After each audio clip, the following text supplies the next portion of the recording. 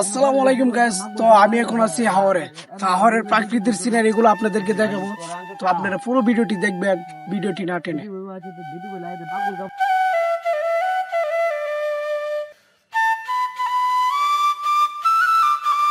So guys, তো দেখেন আমাদের হাওরের ধান কিন্তু পাইকে গেছে, ঠিক আছে। এখনো ঠিক মতো কাটা লাগে নাই, কিছুদিন পরে কাটা লাগবে।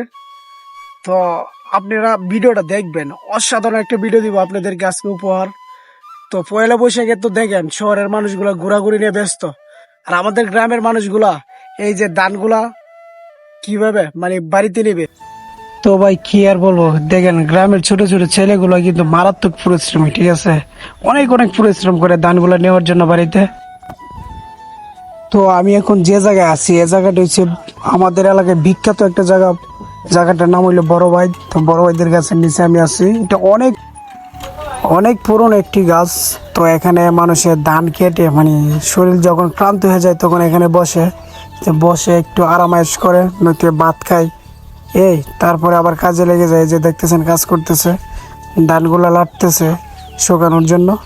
তো ভাই কি বলবো, অনেক অনেক পরিশ্রম করে আমাদের গ্রামের মানুষগুলা ধানগুলা বাড়িতে নেওয়ার জন্য।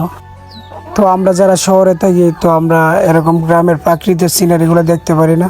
তো আজকে আমার পুরো ভিডিওটি দেখবেন, গ্রামের প্রাকৃতিক সিনারিগুলো দেখানোর চেষ্টা করবো, অনেক অনেক সুন্দর।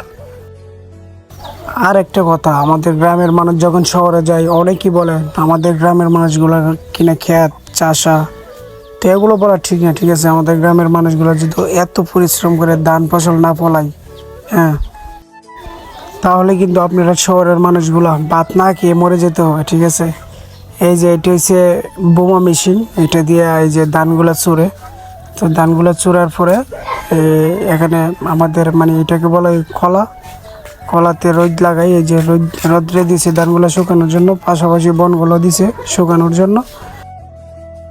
সো গাইস, তো আজকের মতন এখানে ভিডিওটি শেষ। যদি ভালো লাগে অবশ্যই লাইক কমেন্ট করে দিবেন। তো শহরের মানুষগুলো তো দেখতে আছেন আনন্দ উৎসব নিয়ে ব্যস্ত বৈশাখীর। তো আমাদের গ্রামের বৈশাখীর অনেক পরিশ্রম করে, যে ধানগুলা চাষ করে, ওই ধানগুলা পাকে, ওই ধানগুলা বাড়িতে নেওয়ার চেষ্টা করে, শুকানো হয়, এগুলো সিদ্ধ করা হয়। তো অনেক কষ্টের বিনিময়ে ধানগুলো বাড়িতে নেওয়া হয়। তো যদি আমার ভিডিওটি ভালো লাগে অবশ্যই লাইক কমেন্ট করে দেবেন। আর ভাই প্রচুর গরম, প্রচুর, কি বলবো ভাই, গরমে আমি একদম সিদ্ধ হয়ে যাচ্ছি, ঠিক আছে। তো আজকের মতন এখানেই সমাপ্তি। ভালো থাকবেন, সুস্থ থাকবেন, খুদাহাফেজ।